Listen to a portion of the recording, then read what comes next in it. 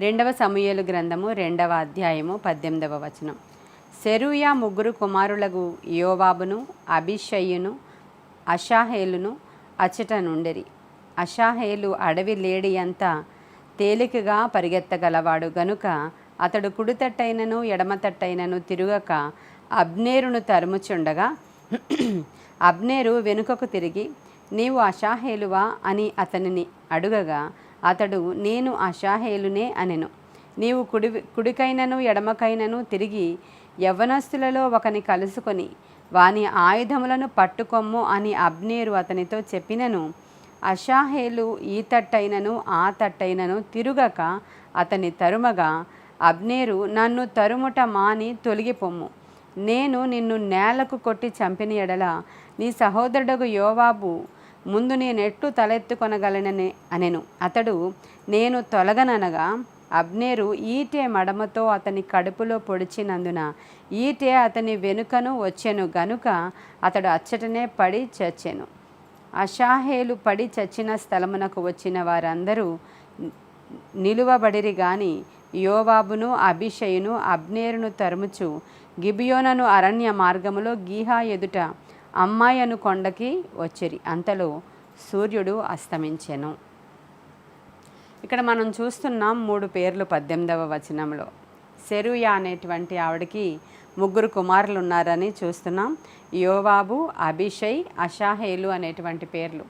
యోవాబు, అబీషై, అషాయేలు అనేటువంటి పేర్లు చూస్తున్నాం మనం. వీళ్ళు 3 ఎవరంటే సెరూయా యొక్క కుమారులు అని రాయబడి ఉంది. దావీదు కూడా వాళ్ళని పిలిచినప్పుడు సెరూయా కుమారులారా అంటాడు.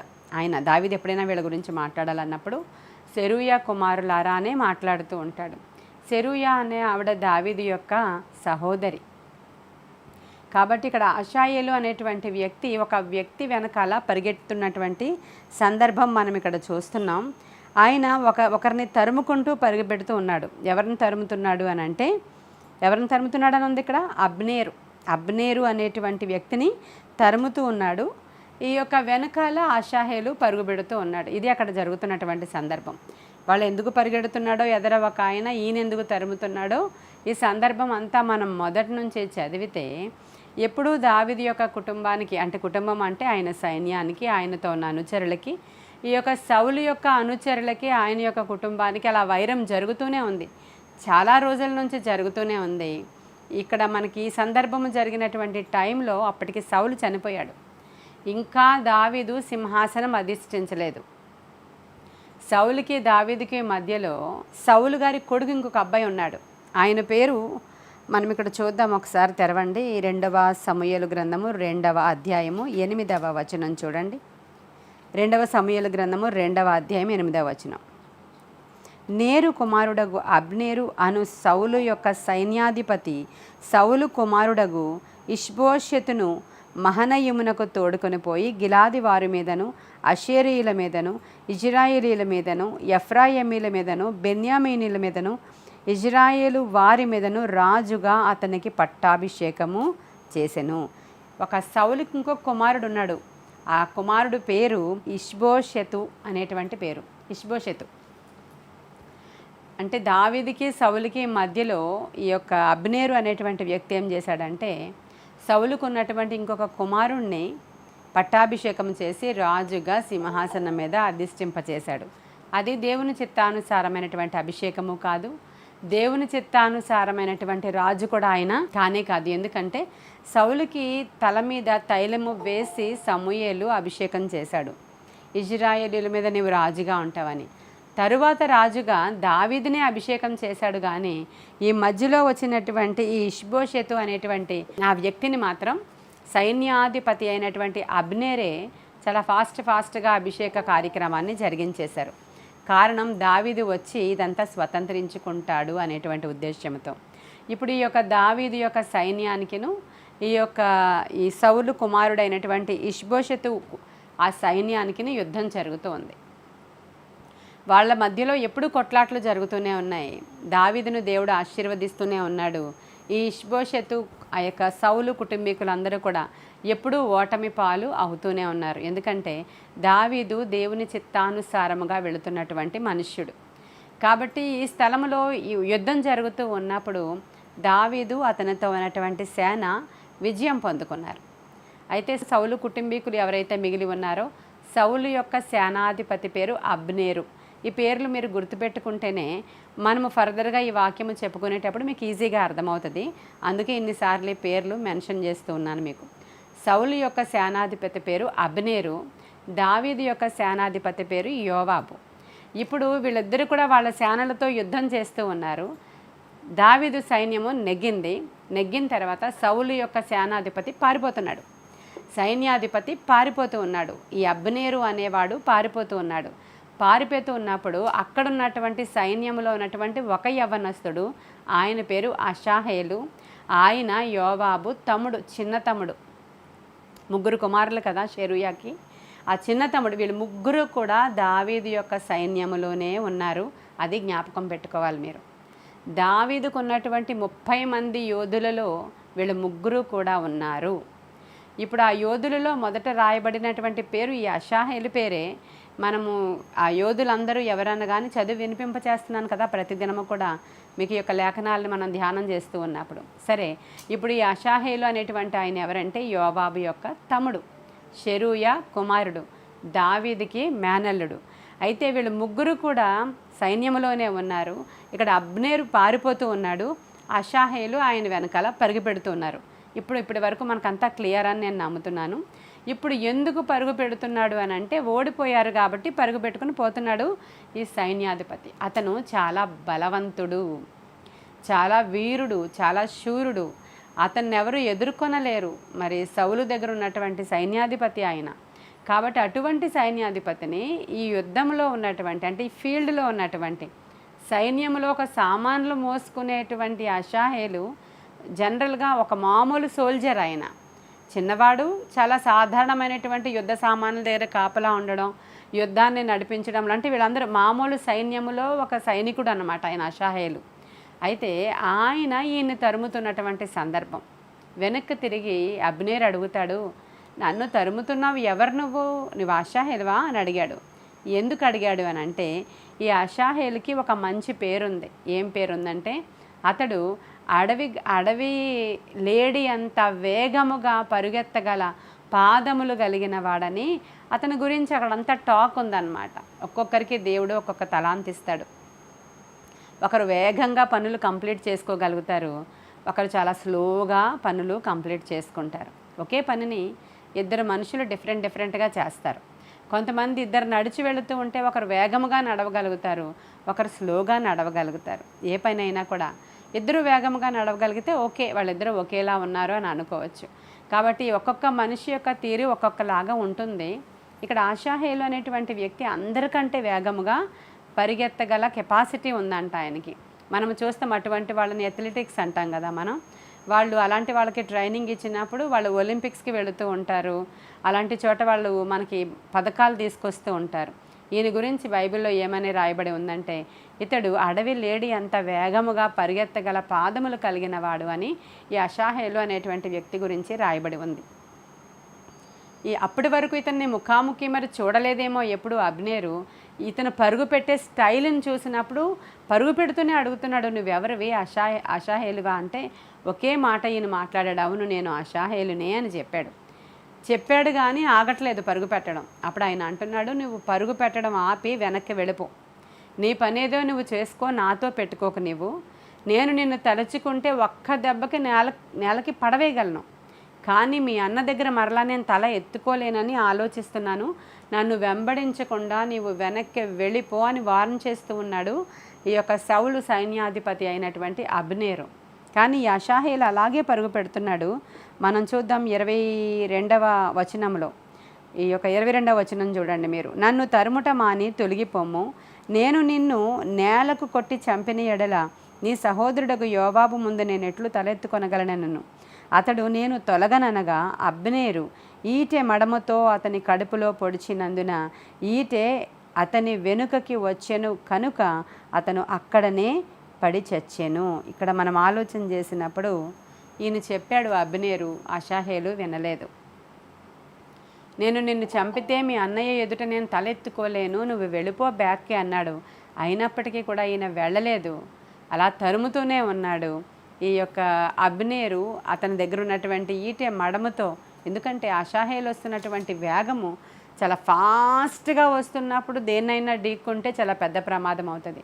నడిచి వెళుతున్నప్పుడు మన కాలుకి ఏదైనా సహజంగా తగిలితే జస్ట్ చిన్నగా తగులుతుంది. అదే పరిగెత్తి వెళుతూ ఉన్నప్పుడు చిన్నది ఏదైనా తగిలినా కూడా చాలా గట్టిగా మనకి ఎలాగ తగులుతుందో, ఈటె మడమే కానీ కడుపులో నుంచి ఇటువైపు నుంచి అటువైపుకి దూరిపోయింది. అతను ఇలా అడ్డు పెట్టినప్పుడు అటు నుంచి ఇటువైపు వచ్చేసి అషహేలు అక్కడికక్కడే పడి చచ్చిపోయినట్లుగా లేఖనంలో మనం చూస్తాం. ఇప్పుడు ఈ విషయం యోవాబుకి తెలిసిపోయింది, అభిషేక్కి తెలిసిపోయింది. వాళ్ళందరూ వచ్చారు. మిగతా వాళ్ళందరూ ఎక్కడైతే అషాహేలు పడి ఉన్నాడో ఆ మనిషి దగ్గర ఆగితే ఇద్దరు అన్నదమ్ములు కూడా ఆగకుండా అతనిని వెంబడించి అతన్ని తరిమారు. కానీ ఆ రోజు సూర్యాస్తమయం అయిపోయింది, అతను పారిపోయాడు. ఈ సందర్భాన్ని బట్టి మనం ఏమి నేర్చుకుంటాం? అషాహేలు జీవితం నుంచి మనం ఏమి నేర్చుకోవాలనుకుంటున్నాం? ఇతనికి ఒక తలాంతు ఉంది, బాగా పరిగెత్తగల తలాంతు. అతనికి దేవుడిచ్చిన కెపాసిటీ అది. ఇప్పుడు పాటలు పాడుతూ ఉన్నప్పుడు మీరు ఒక 40 మంది 50 మంది ఈరోజు జాయిన్ అయ్యి ఉంటే నేను కొంతమంది పేర్లే మాట్లాడుతున్నాను. ఇదిగో సో అండ్ సో పేర్లు చెప్పి మీరు పాడండి అంటున్నాను. ఎందుకంటే వారికి పాటలు పాడే తలాంతు ఉంది కాబట్టి మీరు పాడండి అని చెప్తున్నాను. లేదంటే గ్రూప్లో ఉన్న వాళ్ళలో మీరు ఎవరైనా సరే పాడేయండి అని అనకుండా 3 పేర్లు చెప్పి మీరు ఉన్నారా, మీరు పాడండి అంటున్నాను నేను. ఎందుకంటే వాళ్ళకి దేవుడు ఆ తలాంతు ఇచ్చాడు కనుక వాళ్ళు ఉపయోగపడాలి. మిగతా వారందరూ మనం ప్రార్థన చేయగలుగుతాం. అంటే కొంతమంది ప్రార్థన కొంచెం దానిలో ఉన్నటువంటి ఆ యొక్క వాళ్ళు పలికేటువంటి పదాలు, ప్రార్థన చేసే తీరు, ప్రార్థించేటువంటి విధానము, ప్రార్థన ఆత్మ కొందరిలో ఉంటుంది. వాళ్ళు ప్రార్థన చేస్తున్నప్పుడు మనం అందరం కూడా ఏకీభవించి ప్రార్థన చేయగలుగుతూ ఉంటాం. కాబట్టి ఒక్కొక్కరిలో ఒక్కొక్క తలాంతుని దేవుడు ఇస్తాడు కనుక ఆ తలాంతు చెప్పున దేవుని కోసం మనము ఉపయోగపడాలనేది కాన్సెప్ట్. దేవుడు కూడా అదే చెప్తున్నాడు. నేను మీకు 3 తలాంతులు ఇచ్చాను, నీకు 2 తలాంతులు ఇచ్చాను, ఒకడికి 1 తలాంతే ఇచ్చాను, మీరేం చేశారు ఆ తలాంతుల్ని అని దూరదేశం వెళ్ళి వచ్చి అడిగినప్పుడు, అయ్యా నీతో మాకెందుకని చెప్పి ఆ తలాంతుని భూమి క్రింద దాచిపెట్టానని ఒకడు అంటాడు. నీవు నాకు తలాంతులు ఇచ్చావు కదా, దాన్ని నేను వ్యాపారంలో పెట్టి దాన్ని ఇంకా ఎక్కువ చేశాను, ఇదిగోనయ్యా నా తలాంతులు అని ఒకడు దేవునికి లెక్క అప్పగిస్తున్నటువంటి సందర్భాన్ని, అలాంటి దృష్టాంతాలని ప్రభువే మనకు చెప్పిన సందర్భాలు మన అందరికీ తెలుసు. ఇక్కడ వాక్యము వింటున్న మీరు అందరిలో కూడా మీకు ఏ తలాంతు ఉందో ఒకసారి ఆలోచన చేసుకోవాలి. దేవుడు మనకిచ్చినటువంటి తలాంతుల్ని మనం ఉపయోగిస్తున్నామా లేదా, చివరి వరకు ఉపయోగించాలి. అషాహేలు చచ్చిపోయే వరకు కూడా పరిగెడుతున్నాడు. దేనికోసం పరిగెడుతున్నాడు అంటే రాజు కోసం పరిగెడుతున్నాడండి. తన రాజు ఎవరైతే ఉన్నారో ఆ రాజుకి ఈ అబ్నేరు శత్రువు. ఈ మన అషాహేలు యొక్క రాజు దావీదు. ఆ దావీదు గారికి ఈ అబ్నేరు శత్రువు. దావీదు సింహాసనం అధిష్ఠించాల్సిన సమయంలో ఆ సౌలు కుమారుణ్ణి దావీదు మీద సింహాసనం మీద ఎక్కించి రాజుగా చేసేశాడు. అంత మాత్రమే కాదు కానీ అబ్నేరు అంత మంచివాడుగా కనిపించలేదు. అతని క్యారెక్టర్ కూడా మంచిగా ఉండదు. సౌలు చనిపోయిన తరువాత సౌలు ఉపపత్ని అయినటువంటి రిస్పా అనేటువంటి ఆవిడ ఉంటారు. ఆమె దగ్గరికి వెళ్ళి, అంటే భర్త ధర్మం జరిగిస్తాడు అతను. అది తెలిసినటువంటి సౌలు కుమారుడు అడుగుతాడు, నా తండ్రికి ఉపపత్ని ఆవిడ, నా తండ్రికి భార్య ఆవిడ, ఉపపత్ని అవుతుంది, అటువంటి ఆవిడ తల్లిలాగా సమానము మనకి, ఆవిడ దగ్గరికి పోయి నీవు చెడ్డ పని చేశావు, ఆవిడని ఉంచుకున్నావు నీవు, అది చాలా తప్పు కదా అని ఈ యొక్క అబ్నేరుని అడిగినప్పుడు అబ్నేరు చాలా ఫీల్ అయిపోతాడు. నేను నిన్ను రాజుగా చేసి సింహాసనం అధిష్ఠింపచేసి సింహాసనం మీద కూర్చోబెట్టి ఇంత నీ కుటుంబాన్ని ఇంత కావలి కాసి దావీదు మహాసైన్యాన్ని ఎదుర్కొని దావీదునే ఎదిరించి నేను నిన్ను సింహాసనం మీద కూర్చోబెడితే ఈరోజు నన్ను ఒక ఆడదాని కోసము కుక్క కంటే హీనంగా చూస్తావా అని చాలా కోపం వస్తుంది ఈ యొక్క అబ్నేరుకి. అటువంటి వాడతను. కాబట్టి ఇతని విషయంలో ఈ అషాహేలు అనేటువంటి వ్యక్తి అతను ఎలాగైనా పట్టుకొని దావీదుకు అప్పగించాలనుకున్నాడో తెలీదు, పట్టుకొని చంపాలనుకున్నాడో తెలియదు, కానీ రాజు కొరకు పరుగుపెట్టి ఆఖరికి అతని పరుగుని రాజు యొక్క పనిలోనే తుదముట్టించడం అనేది ఇక్కడ మనకి కాన్సెప్ట్గా తీసుకోవాలి మనం. రాజు యొక్క పనిలోనే అతను కరిగిపోయాడు, అరిగిపోయాడు, చనిపోయాడు అక్కడ. మన జీవితంలో కూడా దేవుడు మనకిచ్చినటువంటి తలాంతుని దేవుని కొరకు ఉపయోగించి, ఇంకా అషాహేలు కోసం దావీదు ప్రాణం పెట్టలేదు, కానీ మన రాజు అయితే మన కొరకు ప్రాణము పెట్టిన దేవుడండి. హల్లెలూయా. కాబట్టి ఆయన కొరకు నువ్వు ఏం చేస్తున్నావు? ఆయన కొరకు మనం ఎలా ఉన్నాము? పౌలు అంటాడు, గురి యొద్దకే నేను పరుగెత్తుచుంటేని. ఎక్కడికి వెళుతున్నాడంటే ఆయన పరుగు ఎక్కడికి అంటే గురి యొద్దకే. మరి మన పరుగు ఎక్కడికి వెళుతున్నామో ఒకసారి మనం ఆలోచన చేసుకోవాలి. మనం అందరం పరుగు పెడుతున్నాం కదా. అసలు కొంతమంది అయితే పరుగు పెట్టట్లేదులేండి. పరుగు పెట్టే వాళ్ళ కోసం నేను మాట్లాడుతున్నాను. ఇప్పుడు మనం పరుగు పెట్టవలసిన సమయంలో ఉన్నాం. ఎందుకంటే సమయము కొంచెం ఉన్నదని అపవాది గుర్తెరిగి వాడు ఎవరిని మృంగుదునా అని గర్జించు సింహము వలె తిరుగులాడుతూ ఉన్నాడు. వలలు వేసి ఉరులు యొగ్గి మనుష్యులను చిక్కించుకొని సమయము తక్కువగా ఉందని తెలిసి చాలా వేగంగా పనిచేస్తున్నాడు అని లేఖనం సెలవిస్తుంది. చాలాసార్లు చాలా సందర్భాల్లో చాలామందికి దర్శనాలు వచ్చినప్పుడు సాతానుడు చాలా వేగంగా పనిచేయడం అనేది కనిపిస్తుంది. ఆ దర్శనాల్లో పరలోకానికి వెళ్ళొచ్చిన వాళ్ళ యొక్క దర్శనాలు, నరకం చూసి వచ్చిన వాళ్ళ యొక్క దర్శనాలు, అంత మాత్రమే కాదు, మామూలుగా వచ్చేటువంటి ప్రార్థనల్లో వచ్చేటువంటి దర్శనంలో వాడు ఎప్పుడు ఒక చోట కూర్చొని ఉండడు. వాడు భూమంతా సంచారం చేస్తూ ఉంటాడు. దేవుని యొక్క సభలోనికి వెళ్ళొస్తుంటాడు. వాడి సభలు వేరేగా నిర్వర్తించుకుంటూ ఉంటాడు. వాడు ప్రణాళికలు వేసుకొని ఎవరైతే సేవకులు గట్టిగా దేవుని కొరకు వాడబడుతున్నారో అటువంటి వారిని అణగద్రొక్కాలని వాడు ప్రయత్నం చేస్తూ ఉంటాడు. దివారాత్రులు వాళ్ళ బలహీనతలను క్యాష్ చేసుకోవాలని ట్రై చేస్తాడు. ఆ సేవకులు కుటుంబంలో ఉన్నవారికి ఎలాంటి బలహీనతలు ఉన్నాయో చూసి ఆ బలహీనతల మీద దెబ్బ కొడుతూ ఉంటాడు. తద్వారా సేవకులు డౌన్ అయిపోవాలని, తద్వారా సేవకులు వాళ్ళు ఫాస్ట్గా వెళ్ళేటువంటి పనిలో కొంచెం బ్రేక్ తీసుకోవాలని వాడు ఆశపడుతూ ఉంటాడు. యేసుక్రీస్తు ప్రభువారు 3.5 సంవత్సరాలలో భూమి అంతటికి సరిపడా పని చేసేసాడు ఆయన 3.5 yearsలో. దానికోసం 30 సంవత్సరాల తర్ఫీదు, 30 సంవత్సరాల ప్రార్థన, 30 సంవత్సరాల పునాది, తర్వాత 3.5 సంవత్సరాలలో ఆయన పరిచర్యని కంప్లీట్ చేసి నేనంతా కూడా భూమి మీద ఆయన చిత్తాన్ని నెరవేర్చి చేసి తండ్రి నేను ముగించాను అని చెప్పాడండి. హల్లెలూయా. మరి మనము దేవుని యొక్క పనిని చేయడానికి చేద్దాం, తర్వాత చూద్దాం, ఆగుదాం. దేవుని కోసం రక్షణ భాగ్యం తర్వాత పొందుకుందాం. బాప్తిస్మం రేపు తీసుకుందాం, వచ్చే సంవత్సరం తీసుకుందాం. మన పిల్లలకి కూడా ఇప్పుడు కంగారేమొచ్చింది, పెళ్లి టైం వచ్చినప్పుడు ఇద్దాం. ఇలాంటివన్నీ కూడా మన నడక నత్త నడక. మిగతా విషయాల్లో చాలా ఫాస్ట్ అండి. అక్కడ ఇక్కడ అన్నీ ఏవో ఫ్రీగా వస్తున్నాయంటే పరుగెత్తడంలో మన తర్వాతే.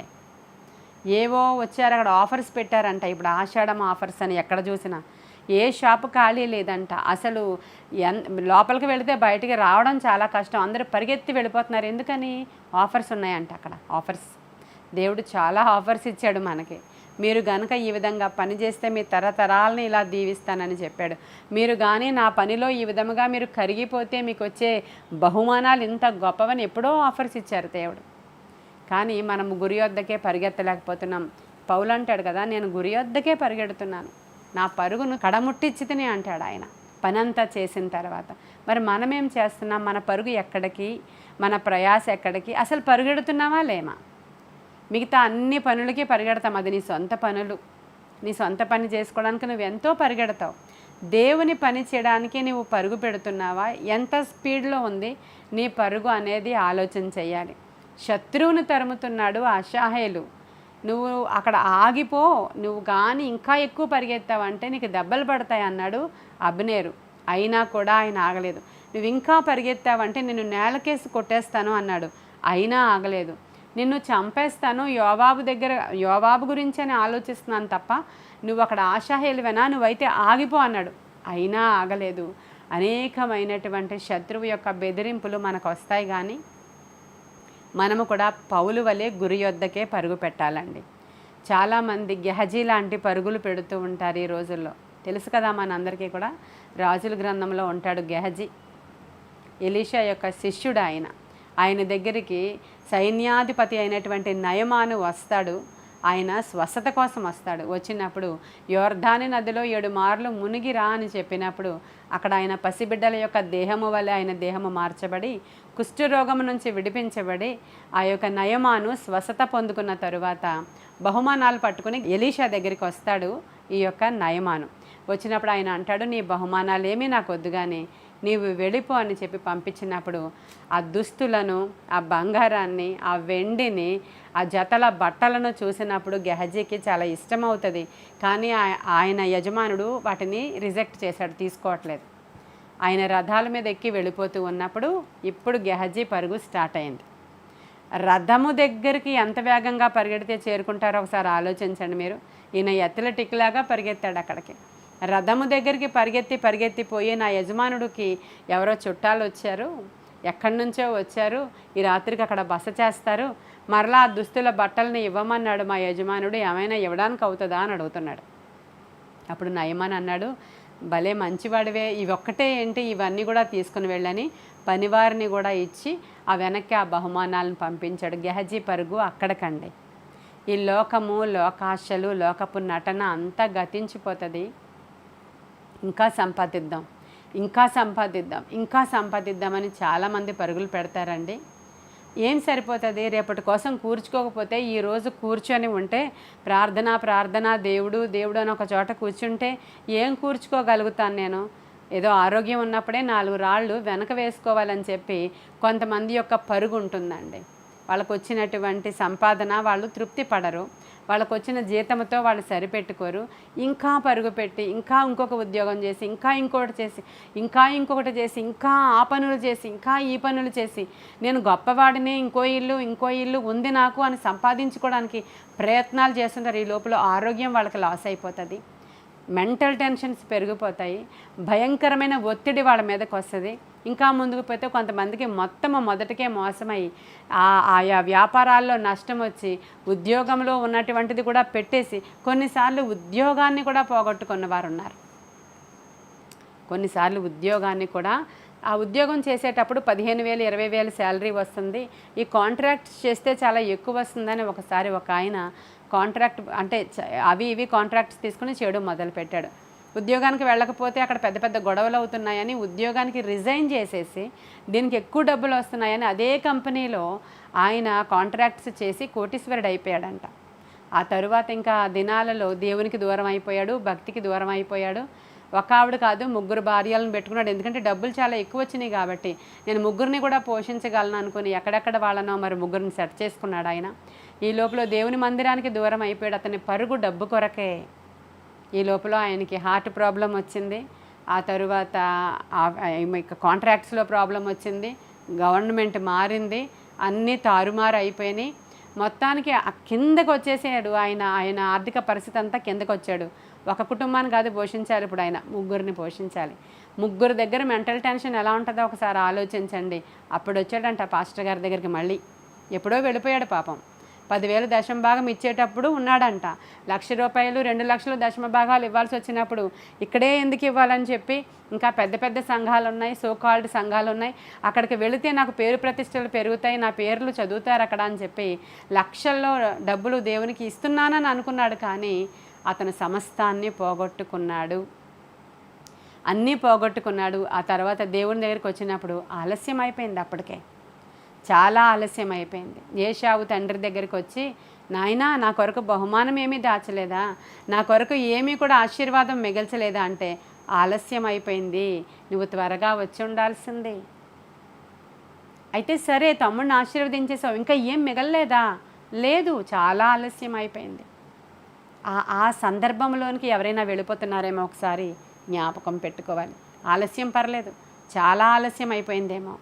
నీకు దేవుడిచ్చిన వాగ్దానం చెప్పి చాలా ఆలస్యం అయిపోయిందేమో, దేవుడు నీకు పని చేయమని చెప్పి చాలా ఆలస్యం అయిపోయిందేమో, నీకు దేవుడు సువార్త ప్రకటించమని చెప్పి చాలా ఆలస్యం అయిపోయిందేమో, దేవుడు నిన్ను సాక్షిగా వాడుకోవాలని ఆశపడి నిన్ను ప్రేరేపించి ఆయన చెప్పి చెప్పి చెప్పి చెప్పి చాలా ఆలస్యం అయిపోయిందేమో. ఇంకా తరువాత ఆశీర్వాదము పొందుకొన గోరి ఏశావు వచ్చి తండ్రిని అడిగినా ఏమీ దొరకలేనప్పుడు ఎంత ఏడ్చినా ఆయనకి ఏమీ దొరకలేదంటండి. ఎందుకంటే అప్పటికి టూ లేట్ అన్నాడంట తండ్రి, ఇక నా దగ్గర ఏమీ లేదు నీకు ఇవ్వడానికి, మిగలలేదు అన్నాడంట. ఈరోజు ఒకసారి ఆలోచన చేసుకోండి. దేవుడు మనకి ఏమైనా చెప్పారా? చెప్పిన తర్వాత ఏమైనా చేయకుండా ఉన్నామా? మనం చెప్పిన తర్వాత మనం ఏమైనా చేయకుండా నెమ్మదిగా వెళదాంలే, నెమ్మదిగా చేద్దాంలే, నెమ్మదిగా చూద్దాంలే, ఎంత ఇప్పుడు కంగారు ఏముంది, ఇంకా వయసు అప్పుడే అయిపోలేదు కదా అని ఆలోచిస్తున్నారేమో చాలామంది ఇలా ఆలోచించుకుంటారు. రిటైర్ అయిన తర్వాత నేను మాత్రం రెగ్యులర్గా చర్చ్కి వస్తాను సిస్టర్ గారు, వచ్చి నేనే తబలా కొనుక్కొని నేనే ప్లే చేస్తానని ఒక ఆయన పోలీస్ డిపార్ట్మెంట్లో జాబ్ చేసే ఆయన ఇక్కడికి వచ్చి స్వస్థత పొందుకున్న తర్వాత చెప్పారు.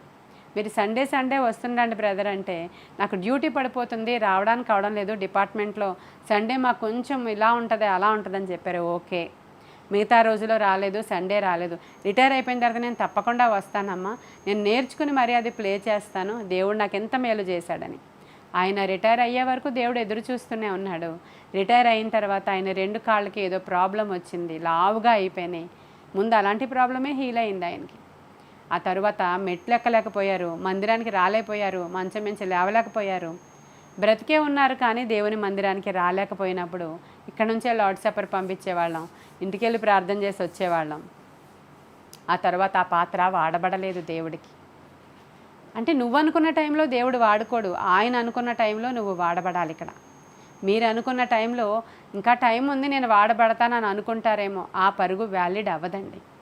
కాబట్టి చాలా జాగ్రత్త. ఈరోజు అషాహేలు చెప్తున్నాడు, తన రాజు కొరకు తన ప్రాణం ఒడ్డి పరుగుపెట్టి చిన్న వయసులోనే తన పరుగుని తుదముట్టించాడు.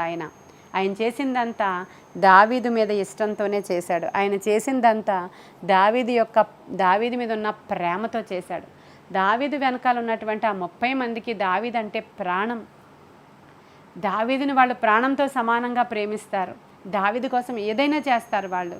మనము మన రాజు కోసము ఏదైనా చేసేవాళ్ళగా ఉన్నారా ఎవరైనా అని దేవుడు కొన్నిసార్లు భూమి అంతటా ఆయన కన్నులు సంచారం చేస్తూ ఆయన చూసుకుంటూ ఉంటారంట. నా కొరకు పనిచేసే వాళ్ళు ఎవరైనా ఉన్నారా? నా కోసం ప్రాణం పెట్టేంతగా నన్ను ప్రేమించే వాళ్ళు ఎవరైనా ఉన్నారా? నన్ను ప్రేమించేవారిని నేను ఆస్తికర్తలుగా చెయ్యాలి అనుకుంటూ ఉంటాడంట ఆయన ప్రేమించడం అంటే రోజుకోసారి ఐ లవ్ యూ జీసస్ అని చెప్పడము, love you love you love you love you అని బోల్డ్ సార్లు ఇక్కడ పుస్తకాల మీద ఇప్పుడు రాయడం ఒకటి మొదలుపెట్టారు.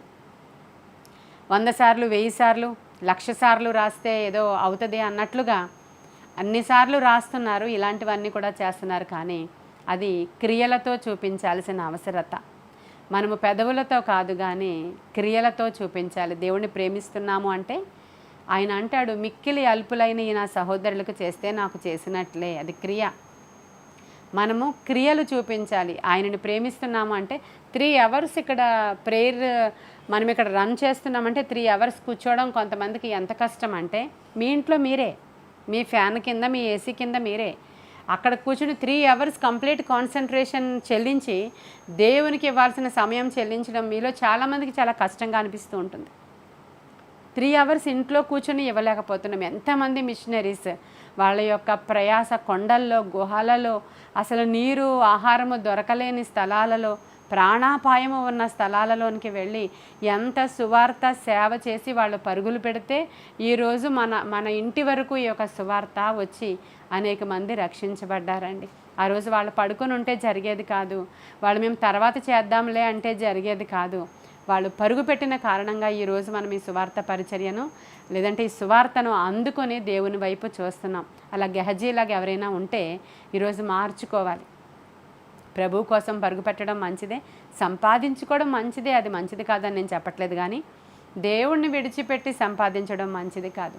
గెహజీ ఎలీషాని విడిచిపెట్టి పరిగెత్తి సంపాదించుకొని తన గుడారంలో దాచుకొని వచ్చి మరలా ద్వారం దగ్గర నిలవబడినప్పుడు ఆయన అడుగుతున్నాడు, యజమానుడు ఎక్కడికి వెళ్ళావు గెహజీ అని అడిగితే, నేను ఎక్కడికి వెళ్ళలేదు, ఇక్కడే ఉన్నాను కదా అంటాడు.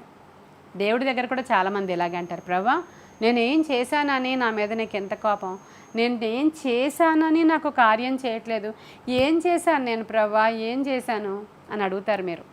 అటువంటి వాళ్ళకి మనస్సాక్షి ఉండదన్నమాట. వాళ్ళు ఏం చేశారో వాళ్ళకి కనబడదు. వాళ్ళు ఎవరైనా మీరు ఇది చేశారని చెప్తే విపరీతమైన కోపం వచ్చేస్తుంది, దుఃఖం వచ్చేస్తుంది, ఇంకా ఏవేవో చేస్తుంటారు వాళ్ళు. ఇది చేశావు నువ్వు అని ఆయన చెప్పే వరకు ఒప్పుకోవట్లేదు. ఈయన నేనేం చేయలేదని అబద్ధం ఆడాడు. నా మనస్సు నీతో కూడా రాలేదా అంటాడండి ఆ యొక్క ఎలీషా. హల్లెలూయా. దేవుని యొక్క మనస్సు మనతోనే ఉంటుంది ఎప్పుడు కూడా.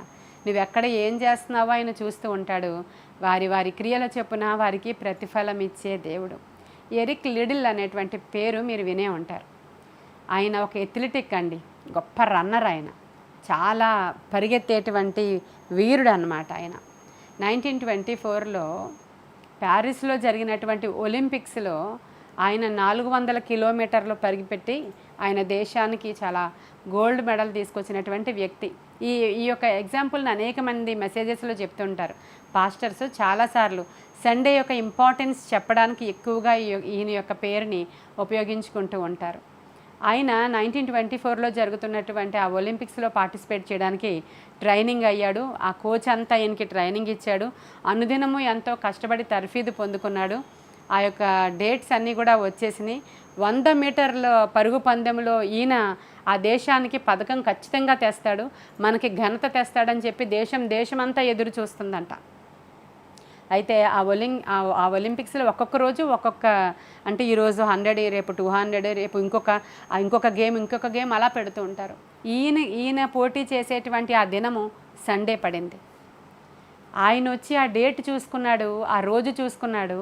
అయ్యో, నేను పరుగు పెట్టవలసినటువంటి డేట్ సండే పడిందా, ఇప్పుడు ఎలా నేను మందిరానికి వెళ్ళాలి?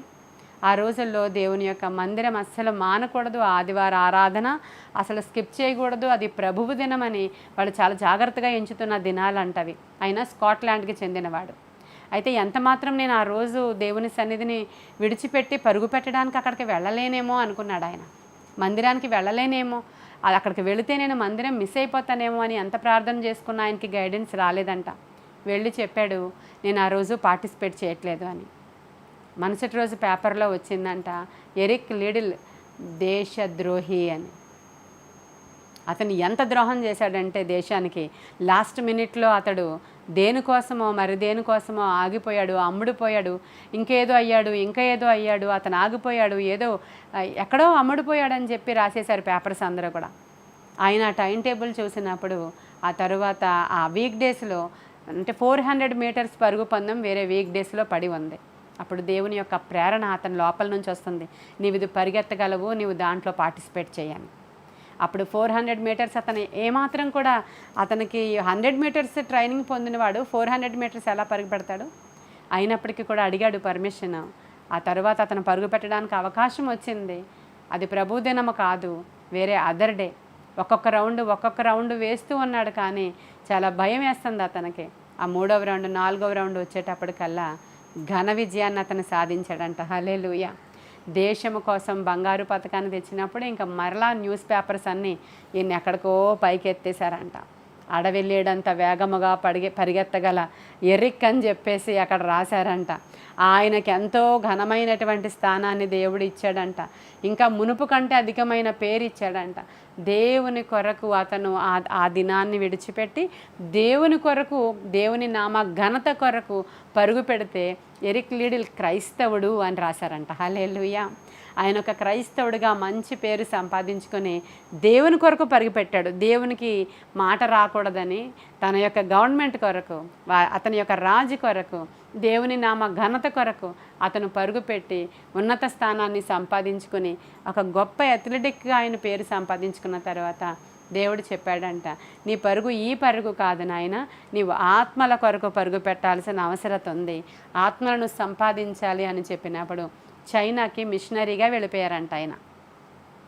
చైనాకి మిషనరీగా వెళ్ళిపోయి అక్కడ చాలా కమ్యూనిస్ట్ కంట్రీ కదా, అది చాలా భయంకరమైనటువంటి మనుష్యుల మధ్యలోనికి వెళ్ళి చివరి వరకు ఆయన పోరాడి సేవ చేసి చైనాలోనే చనిపోవడం జరిగింది. ఆయన ఆటలు పాటలు అన్నీ కూడా విడిచిపెట్టి దేవుడు చెప్పినటువంటి మేర ఆయన దేవుని కొరకు అనేక ఆత్మను సంపాదించాడంట. ఆ యొక్క యవనస్తుడుగా ఉండి వెళ్ళినటువంటి ఆయన ఏదో ఒక రకమైనటువంటి ప్రాబ్లం తర్వాత ఆయనకు వచ్చినప్పుడు ఆయన చనిపోయాడంట. సరే, ఇక్కడ మనం ఈరోజు ఏమి నేర్చుకుంటున్నాం? మనం ఎలా పరిగెడదాం? ఆశాహేలులాగా మన రాజు కోసం శత్రువుని తరుముదామా, లేదంటే మన రక్షణ భాగ్యం కొరకు పరుగుపెట్టి నిర్ణయం తీసుకుందామా? దేవునికి చేయాల్సిన పనులను పరుగుపెట్టి చేద్దామా, నడిచి చేద్దామా, నత్తలాగా నడుద్దామా, లేకపోతే ఏం చేద్దాం? ఒకసారి ఆలోచించండి. దేవుని మందిరానికి అంటే మన ఇంట్లో చాలామంది త్వరగా తయారవరు. ఇంట్లో భర్త అవ్వచ్చు, భార్య అవ్వచ్చు, పిల్లలు అవ్వచ్చు, మందిరానికి ఎప్పుడు కూడా లేటుగానే వస్తుంటారు. అదే ఒక ట్రైన్కి వెళ్ళమనండి, ఆ లేటుగా వెళ్ళమనండి వాళ్ళని, లేదు అని అంటే ఒక పెళ్ళికి వెళ్ళమనండి, వాళ్ళ వాళ్ళ ఇంట్లో వాళ్ళ రక్త సంబంధుల ఇంట్లో ఏదైనా ఫంక్షన్కి వెళ్ళమనండి. అందరికంటే ఫస్ట్ తయారై కూర్చొని వస్తున్నారా వస్తున్నారా వస్తున్నారా అని మిగతా వాళ్ళందరినీ కూడా చాలా కష్టపెట్టేస్తూ లేదంటే తొందర పెట్టేస్తూ ఉంటారు. ఇలాంటివన్నీ మీరు గమనించే ఉంటారు కదా అని సహజంగా చెప్తున్నాను నేను. అదే దేవుని మందిరానికంటే 100 సార్లు లేపాలి ఆ రోజు వాళ్ళని. వస్తాంలే వస్తాంలే అంటుంటారు, తయారవుతాంలే, మొదటి పాటకే వెళ్ళిపోవాలా, ఇంకా ఎవరు రారులే, నేనేమైనా సింగర్నా ఏంటి ముందెళ్ళి కూర్చోడానికి, తర్వాత వెళ్తానులే. ఇవన్నీ దేనికోసం? నువ్వు పరుగు పెడితే దేవుడు చూస్తాడు నిన్ను. నీవు వేరే దేనికోసం ఎలా పరుగు పెడతావు? షాపింగ్కి వెళదామంటే మధ్యాహ్నం 3 నుంచే నిద్ర ఉండదంట కొంతమందికి, రాత్రి అంతా కూడా నిద్ర ఉండదంట కొంతమందికి. అర్థమవుతుందా అండి? దేనికోసం మన ప్రయాస, మన ప్రయత్నం, మన పరుగు? సమరయ్య స్త్రీ దగ్గరికి వెళ్ళి యేసుక్రీస్తు ప్రభువారు సువార్త చెప్పారండి. జీవజల ఊటను ఆమెకి ఆ రోజు ఆయన మాట ద్వారా ఇచ్చినప్పుడు, ఎవడైతే నా దగ్గరికి వస్తాడో వాడి దాహం తీర్చబడుతుందని చెప్పాడు ప్రభువు. ఎవడైతే నన్ను విశ్వసిస్తాడో వాడి కడుపులో నుంచి జీవజల ఊటలు ప్రవహిస్తాయని చెప్పాడు దేవుడు. వెంటనే ఆమె తెచ్చిన కుండ అక్కడ విడిచిపెట్టి పరిగెత్తి వెళ్ళిపోయిందంట ఊరిలోనికి. తర్వాత చెప్పొచ్చు కదండి, రేపు ఎల్లుండి అవతలెల్లుండి, పోనీ ఎప్పుడో ఆవిడ కొంచెం మైండ్ అంతా సిద్ధపరచుకుని ఇంటికి వెళ్ళి 4 ప్రార్థనలు చేసుకుని ఇంటికి వెళ్ళి కొంచెం 4 రోజులు ఒక స్థిరమైన మనిషిలాగా మంచిగా ఉండి, ఇప్పుడు వరకు మంచిగా లేదు కదా ఆవిడ, కొంచెం మంచి పేరు సంపాదించుకుని అప్పుడు వెళ్ళి చెప్పింది ఆవిడ.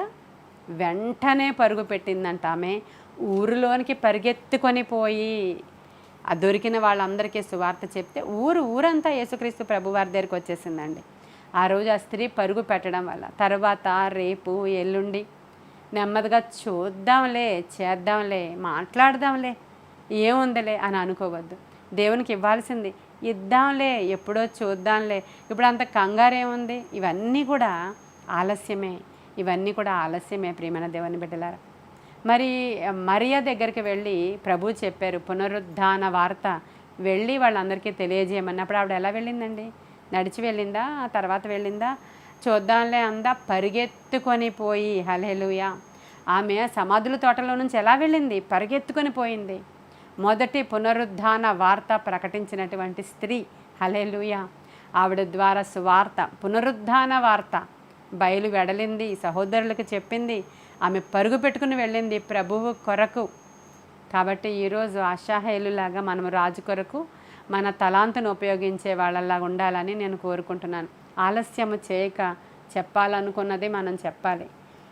మన ప్రమీల గారు ప్రార్థన చేస్తున్నట్లు ఈరోజే మనది, రేపు మనది కాదు అని. ఈరోజు ఏం చేయాలనుకుంటున్నావో అది చేయి, రేపు నీది కానే కాదు అని ఆవిడ ప్రార్థన చేస్తుంది. ఆ పాయింట్ బాగుంది అది. అవును ప్రభా, మేము క్రైస్తవులం, ఈరోజు మాది, ఈ దినమే సుదినము, ఈ దినమే రక్షణ దినము, ఈరోజే అనుకూల సమయము, ఈరోజే నేను ప్రార్థన చేసి కనిపెట్టి నీ సన్నిధిలో గోజాడతాను ప్రభువా. రేపు ఉపవాసం ప్రకటించుకుంటా, ఎల్లుండి ఉపవాసం ప్రకటించుకుంటా, ఇవి నీ నెల వద్దులే, నీరసంగా ఉంది, వచ్చే నెలలో చేస్తా, మా పిల్లల కోసం, మా భర్త కోసం అనుకుంటూ ఉంటారు చాలామంది. ఈరోజే అనుకూలమైన సమయము, ఈరోజే రక్షణ దినమని బైబిల్లో రాయబడిన మాటలు. కాబట్టి అబ్నేరు వంటి భయంకరమైనటువంటి మనుష్యులను నీ హృదయంలో నుంచి బయటికి తొలగించడానికి, వారిని చంపడానికి, అటువంటి విగ్రహాలను తీసి అవతలకి విసిరడానికి టైం ఎక్కువ తీసుకోకండి. వెంటనే ఆ పని చేసి ఆ పని చేయడానికి పరుగులు పెట్టమని పరిశుద్ధాత్మ దేవుడు ఈరోజు యోవాబు తమ్ముడైనటువంటి అషాహేలును మన ముందర ఈరోజు ఇక్కడ ఉంచుతూ ఉన్నారు. కాబట్టి ఈరోజు మనం ఒక నిర్ణయం తీసుకుందాం. ప్రభా, ఈరోజు మీరు మాతో మాట్లాడినందుకు వందనాలు. మా తలాంతులు మేము ఉపయోగించుకుంటాం. మేము కూడా ఫాస్ట్గా పరిగెట్టడానికి అవసరమైన కృప మాకు దయచేయండి. మేము త్వరపడి దేవుని కార్యాలు చేయడానికి అవసరమైన శక్తి మాకు దయచేయండి. గురి యొద్దకు మేము నడవట్లేదయ్యా, పరుగు పెడుతున్నాం. మా పరుగు తుదముట్టించాలని, పరుగు తుదముట్టించాలి. జ్ఞాపకం పెట్టుకోండి ఆ పదం. మనం పరుగు పెడితే కదా తుదముట్టించడానికి. పరుగు పెట్టాలి. క్రైస్తవ్యంలో మనము ప్రతి మంచి పని చేయడానికి పరుగు పెట్టాలి, దేవుని పని చేయడానికి పరుగు పెట్టాలి, దేవుని కొరకు వాడబడ్డానికి పరుగు పెట్టాలి, దేవుని దగ్గరికి వెళ్ళడానికి మన ఇల్లంతా చక్కబెట్టుకోవడానికి పరుగు పెట్టాలి. చాలామంది ఎప్పుడూ లేటే. దేవుని మందిరానికి రావడానికి చాలామందిని చూడండి మీరు, ఆరాధన అయిపోయినాక 10 తర్వాతే. లేవరో తెలియదు, పనులు చేసుకోరో తెలియదు, బద్ధకమో తెలియదు, లేకపోతే నిర్లక్ష్యమో తెలియదు. లేదంటే వాళ్ళ జీవితాలలో శాతానుడు మరి వాళ్ళని ఎలా అణగదొరుకుతాడో తెలియదు, కానీ ఏనాడు దేవుని యొక్క మందిరానికి సమయానికి చాలామంది రాలేకపోతారు. ఈరోజు రేపు దినాన మరి మనము దేవుని దగ్గర లెక్క అప్పగించినప్పుడు ప్రతిదీ కూడా లెక్కే. నీ మాట, నీ యొక్క నడక, నీ యొక్క పడక, నీ యొక్క చూపు, నీ వినికిడి సమస్తం కూడా లెక్కే దేవుని దగ్గర. కాబట్టి ఈరోజైనా మనం త్వరపడదాం. ప్రభువు పనుల నిమిత్తమై మేము వేగిరపడే వారముగా ఉండడానికి అవసరమైన కృప మీరు మాకు దయచేయండి. మరి దేనికోసమో ఏదేదో తప్పిపోద్దేమో అని పరుగులు పెడతాం, కానీ ఆయన మందిరం దగ్గరికి పరిగెత్తుకెళ్ళేటువంటి కృప మాకు దయచేయండి. మా రాజు కోసం మేము పరిగెత్తి మా ప్రాణాల సహితము పణంగా పెట్టడానికి అవసరమైన కృప మాకు దయచేయండి. కాబట్టి ఇటువంటివన్నీ కూడా ఈ చిన్న వర్తమానం నుంచి మనం నేర్చుకుంటున్నాం. ఈ యొక్క అషాహేలు గురించి అంతే రాసుంది. ఆయన ఒకే ఒక మాట మాట్లాడాడు, ఎక్కువ మాట్లాడలేదు. అందుకే దేవుడు ఏమంటాడంటే, మాట్లాడుటకు నిదానించు వారును వినుటకు వేగిరపడువారునై మీరు ఉండాలని కోరుకుంటున్నాను అంటాడు ఆయన. కాబట్టి 119వ కీర్తనలో కూడా ఒక మాట ఉంటుందండి. 119వ కీర్తన 32వ వచనం, నా హృదయమును నీవు విశాలపరిచినప్పుడు నేను నీ ఆజ్ఞల మార్గమున పరుగెత్తుదును. ఈరోజు మీ హృదయం విశాలపరచబడితే ఆజ్ఞల మార్గములో, దేవుని ఆజ్ఞల మార్గములో మనము పరిగెత్తడానికి అవసరమైన కృప పరిశుద్ధాత్మ దేవుడు మనకిస్తాడు. ఈ కొన్ని మాటలు దేవుడు మన వినికిడిలో దీవించునుగాక.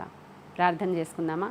మహాపరిశుద్ధుడవైన తండ్రి, మహోన్నతుడవైన దేవ, సర్వాంతర్యామి, సర్వశరీరులకు దేవుడా, సకల ఆశీర్వాదాలకు కారణభూతుడవైన తండ్రి, మీరు మాట్లాడితే మేము బ్రతుకుతాం. మీ మాటల్లో జీవం ఉంది, మీ మాటల్లో శక్తి ఉంది, మీ మాటల్లో ప్రభావం ఉంది, మీ మాటల్లో మాకు అన్నీ దొరుకుతాయి ప్రభువా. ఈరోజు మీ అగ్ని వంటి మాట మా జీవితంలో ఉన్న బద్ధకాన్ని బయటికి పారద్రోలాలయ్యా. అయ్యా, అగ్ని వంటి నీ మాట మా శరీరాలలో ఉన్నటువంటి ఆ లేజీనెస్ను బయటికి తరిమివేయాలి ప్రభువా. మా ప్రభువు కొరకు పరుగులు పెట్టేటువంటి పాదములు మాకు కావాలి అయ్యా. మా ప్రభువు కొరకు గురి యొద్దకే పరుగు పెట్టడానికి అవసరమైన కృప మాకు కావాలి ప్రభు. నీ ఆజ్ఞల మార్గమును అనుసరించి పరుగెత్తడానికి అవసరమైన శక్తి మాకు కావాలి. మమ్మల్ని బలపరచువాని అందు మేము సమస్తము చేయగలము తండ్రి. దేవుని యొక్క మందిరానికి, ప్రేయర్ సెల్కి, ప్రార్థనకి 3 hours ఇక్కడ కూర్చుంటున్నామంటే ఎలా పరుగులు పెట్టుకుని వచ్చేడు కూర్చుంటున్నామో సమస్తము నీ కన్నులు మమ్మల్ని చూచుచున్నాయి తండ్రి.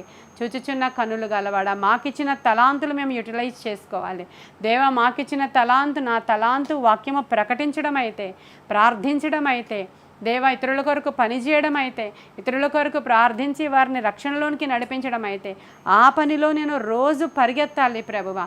సహాయం చేయమని వేడుకుంటున్నాను ప్రభా. ప్రతి విధమైనటువంటి నాయన దుష్టుల యొక్క సాంగత్యానికి దూరంగా పారిపోవాలి, అప్పుడు పరుగు పెట్టాలి ప్రభువా. దేవా, ఇటువంటి కార్యాలు మా జీవితంలో మా పక్షముగా జరిగించండి. దుష్టుల నుంచి విడిపించబడ్డానికి ఆలస్యము చేయకుండా వారిని విడిచి దూరంగా పారిపోవాలి ప్రభువా. దుష్టుల ఆలోచన చెప్పున అయా మేము నడవక, పాపుల మార్గములో నిలువక, అపహాస్యకులు కూర్చుండు చోటన కూర్చుండక అక్కడి నుంచి పారిపోవాలి తండ్రి. సహాయము చేయమని వేడుకుంటున్నాను. ఆత్మకార్యాలు జరిగించండి దేవా. నీ కృపగల హస్తానికి వినిన వారందరినీ అప్పగించుకుంటున్నాను. వినుట మాత్రం కాదు నాయన, విని దాని చెప్పున నడుచుకోవడానికి, వెంటనే వారి హృదయాలు ప్రభువుకి ఇవ్వడానికి అవసరమైన కృప దయచేయండి. చెడు చూడడానికి పరుగు పెట్టడం, చెడు అనుభవించడానికి పరుగు పెట్టడం, అక్కడ చెడ్డది ఉంది అంటే అక్కడికి వెళ్ళి నిలవబడడానికి నాయన పరుగులు పెట్టడం, ఇవన్నీ కూడా యేసునామంలో ఈరోజు కాల్చివేయబడను గాక.